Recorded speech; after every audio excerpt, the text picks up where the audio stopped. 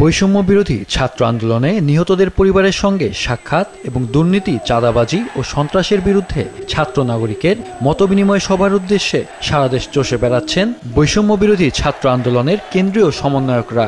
এ কর্মসূচির অংশ হিসেবে আজ দেশের বিভিন্ন জায়গায় মতবিনিময় সভা অনুষ্ঠিত হয়েছে, তবে কিছু জায়গায় বিশৃঙ্খলার সৃষ্টি হয়। আজও হট্টগোল হয়েছে বৈষম্য বিরোধী ছাত্র আন্দোলনের সমন্বয়ক হাসনাত আবদুল্লাহর সভায়। খাগড়াছড়ি টাউন হল অডিটোরিয়ামে আজ বিকেল ৩টায় বৈষম্য বিরোধী ছাত্র আন্দোলনে নিহতদের পরিবারের সঙ্গে সাক্ষাৎ এবং দুর্নীতি, চাঁদাবাজি ও সন্ত্রাসের বিরুদ্ধে ছাত্র নাগরিকের মতবিনিময় সভা করার কথা ছিল তার। তবে বিকাল 4:45টার সময় হাসনাত আবদুল্লাহ টাউন হলে প্রবেশ করার কিছুক্ষণ পরেই ছাত্রদের মধ্যে শুরু হয় হট্টগোল। এক পর্যায়ে হট্টগোল চরমে পৌঁছালে সেনাবাহিনী এসে পরিস্থিতি নিয়ন্ত্রণে আনে। এরপর মতবিনিময় সভা থেকে ছাত্র ছাড়া সাংবাদিক সহ অন্যান্যদের বের করে দেওয়া হয়।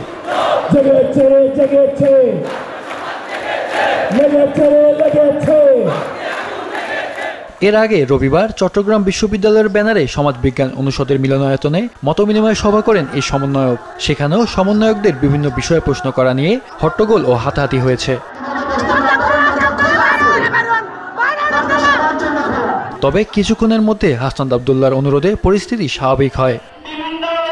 এদিকে নরসিংদীতে মতবিনিময় সভা ডেকেছিলেন বৈষম্য বিরোধী ছাত্র আন্দোলনের অন্যতম সমন্বয়ক সার্জিস আলম।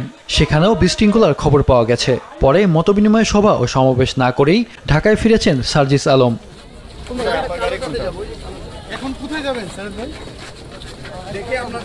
জানা গেছে সার্জিস আলম সবার উদ্দেশ্যে প্রথমে নরসিংদী ক্লাবে সমন্বয়কদের সঙ্গে কথা বলেন। এ সময় সমন্বয়কদের একটি গ্রুপ সার্জিস আলমকে সাটিরপাড়া KKM উচ্চ বিদ্যালয় মাঠে প্রোগ্রাম করার প্রস্তাব দেন। অপর গ্রুপ নরসিংদী সরকারি কলেজ মাঠে প্রোগ্রাম করার কথা বলেন। এছাড়া সমন্বয়কদের আরেকটি গ্রুপ পৌর ঈদগাহ মাঠে প্রোগ্রাম করার প্রস্তাব দেন। এক পর্যায়ে সমন্বয়কদের 3 গ্রুপই সার্জিস আলমকে 3 স্থানে নিয়ে যেতে চায়। শেষ পর্যন্ত 3টি গ্রুপ এক হতে না পারায় সার্জিস আলম প্রোগ্রাম না করে ঢাকা ফিরে আসেন। দুর্নীতি, অন্যায় ও চাঁদাবাজির বিরুদ্ধে বরিশাল বিশ্ববিদ্যালয়ের শিক্ষার্থীদের সঙ্গে মতবিনিময় সভা করেছেন বৈষম্য বিরোধী ছাত্র আন্দোলনের কেন্দ্রীয় সমন্বয়কদের 10 সদস্যের দল। সভায় বরিশাল বিশ্ববিদ্যালয়ের শিক্ষার্থীদের সাথে সভা শেষে গণ অভ্যুত্থানে শহীদদের পরিবারের সাথে সাক্ষাৎ করেন সমন্বয়করা। বরিশালে সর্বপ্রথম পুলিশ আত্মসমর্পণ করেছে, যেটা আমরা পারিনি সেটা আপনারা করেছেন। তাই আমরা এখন এসেছি যে আমাদের জ্ঞাত সীমার বাইরে থেকে এই আসল যোদ্ধারা কারা, যারা আসলে গণ অভ্যুত্থান করেছে আমাদের চোখের বাইরে, যেটা আমরা তাদেরকে হয়তো রিস্ক করতে পারিনি, তাদেরকে খুঁজে বের করা, এটা বলতে পারেন 1 নম্বর কারণ। 2 নম্বর কারণ, আমরা সবাই গণ অভ্যুত্থান নিয়ে ব্যস্ত ছিলাম, বাট আমাদের একই ডাক ছিল, একই সুর ছিল, একই চাওয়া ছিল। হয়তো চাওয়া একই ছিল, কিন্তু আমাদের মধ্যে ওই আন্ডারস্ট্যান্ডিংটা হয়ে ওঠেনি, বা ওই কোলাবোরেশন, বসা, কথা বলা, এগুলো হয়নি। আর যখন হয় না তখন অনেক মিসআন্ডারস্ট্যান্ডিং ক্রিয়েট হয়। সামনে যাতে এগুলো আমাদের না হতে পারে, তাই আমাদের মধ্যে একটা বোঝাপড়ার একটা বলতে পারেন যে প্রচেষ্টা, এটার মাধ্যমে আমরা করব।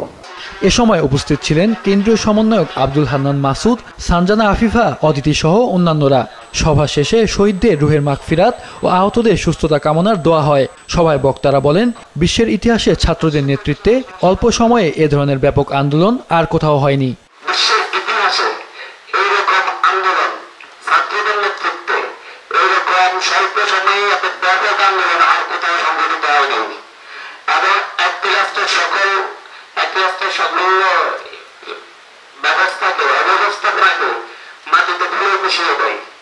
এছাড়াও গণ অভ্যুত্থানে নিহতদের পরিবারের সাথে সাক্ষাৎ এবং দুর্নীতি, চাঁদাবাজি ও সন্ত্রাসের বিরুদ্ধে ছাত্র জনতার মতবিনিময় সভা অনুষ্ঠিত হয়েছে গাইবান্ধায়। এ সময় বক্তব্য রাখেন গাইবান্ধা বৈষম্য বিরোধী আন্দোলনের সমন্বয়করা। এ সময় তারা একটি বৈষম্যহীন সমাজ ও দেশ গড়ে তোলার জন্য সকলের সহযোগিতা কামনা করেন। মাহফুজুল হাসান, মাছরাঙা নিউজ ডেস্ক।